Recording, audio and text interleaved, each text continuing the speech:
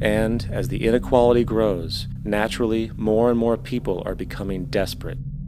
So the establishment was forced to come up with a new way to deal with anyone who challenges the system. So they gave birth to the terrorist. The term terrorist is an empty distinction, designed for any person or group who chooses to challenge the establishment. This isn't to be confused with the fictional Al-Qaeda, which was actually the name of a computer database for the US-supported Mujahideen in the 1980s.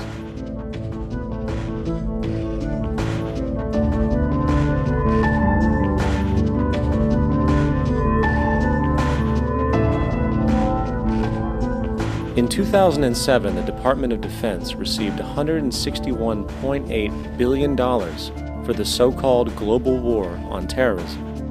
According to the National Counterterrorism Center, in 2004, roughly 2,000 people were killed internationally due to supposed terrorist acts. Of that number, 70 were American. Using this number as a general average, which is extremely generous, it is interesting to note that twice as many people die from peanut allergies a year than from terrorist acts. Concurrently, the leading cause of death in America is coronary heart disease, killing roughly 450,000 each year. And in 2007, the government's allocation of funds for research on this issue was about $3 billion. This means that the US government in 2007 spent 54 times the amount for preventing terrorism than it spent for preventing a disease which kills 6,600 times more people annually than terrorism does. Yet, as the name terrorism and Al-Qaeda are arbitrarily stamped on every news report relating to any action taken against U.S. interests, the myth grows wider. In mid-2008, the U.S. Attorney General actually proposed that the U.S. Congress officially declare war against the fantasy. Not to mention, as of July 2008, there are now over 1 million people currently on the U.S. terrorist watch list. These so-called counterterrorism measures, of course, have nothing to do with social protection, and everything to do with preserving the establishment amongst the growing anti-American sentiment both domestically and internationally, which is legitimately founded on the greed-based corporate empire expansion that is exploiting the world. The true terrorists of our world do not meet at the docks at midnight or scream Allah Akbar before some violent action. The true terrorists of our world wear $5,000 suits and work in the highest positions of finance, government, and business. So, what do we do? How do we stop a system of greed and corruption that has so much power and momentum? How do we stop this aberrant group behavior which feels no compassion for, say, the millions slaughtered in Iraq and Afghanistan, so the corporatocracy can control energy resources and opium production for Wall Street profit?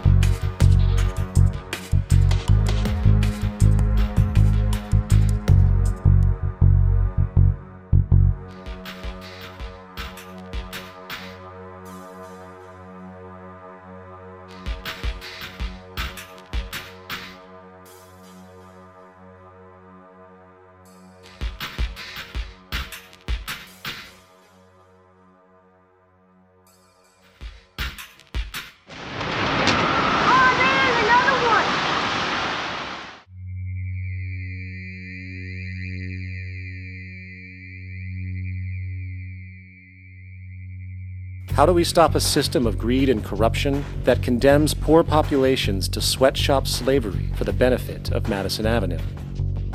Or that engineers false flag terror attacks for the sake of manipulation? Or that generates built-in modes of social operation which are inherently exploitative? Or that systematically reduces civil liberties and violates human rights in order to protect itself from its own shortcomings? How do we deal with the numerous covert institutions, such as the Council on Foreign Relations, the Trilateral Commission, and the Bilderberg Group, and other undemocratically elected groups which, behind closed doors, collude to control the political, financial, social, and environmental elements of our lives? In order to find the answer, we must first find the true underlying cause.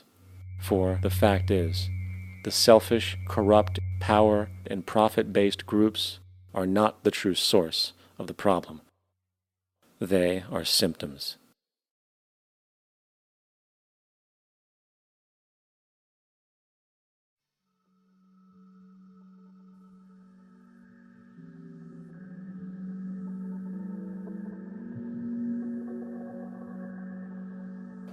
My name is Jock Fresco. I'm an industrial designer and a social engineer.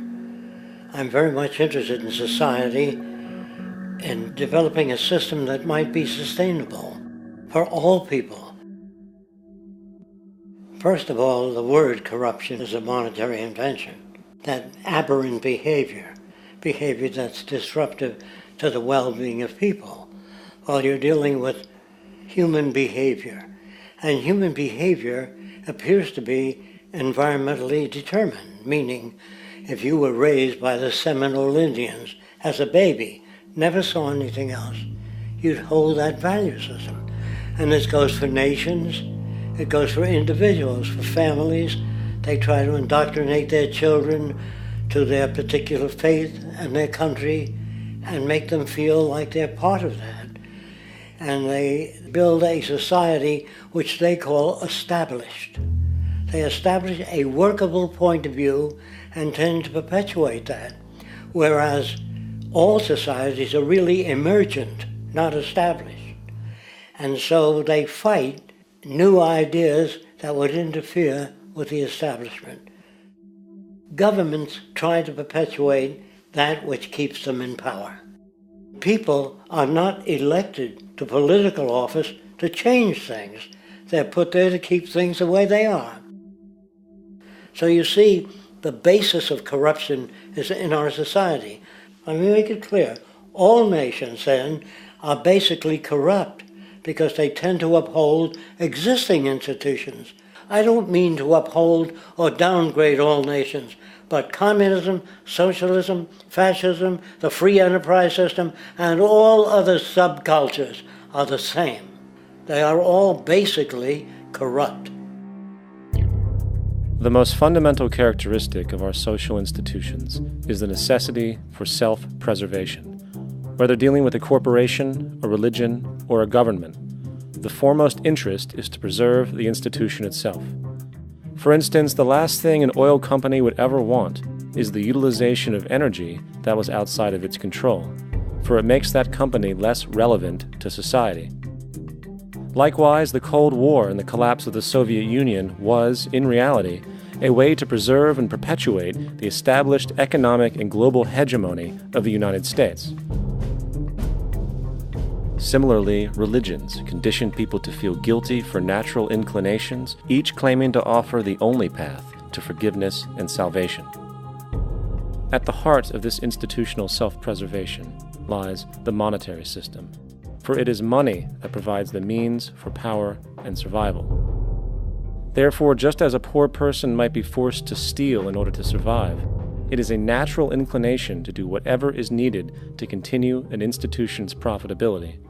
This makes it inherently difficult for profit-based institutions to change, for it puts in jeopardy not only the survival of large groups of people, but also the coveted materialistic lifestyles associated with affluence and power.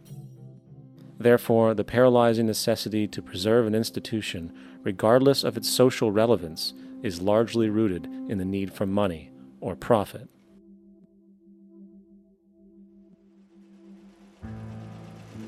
What's in it for me is why people think.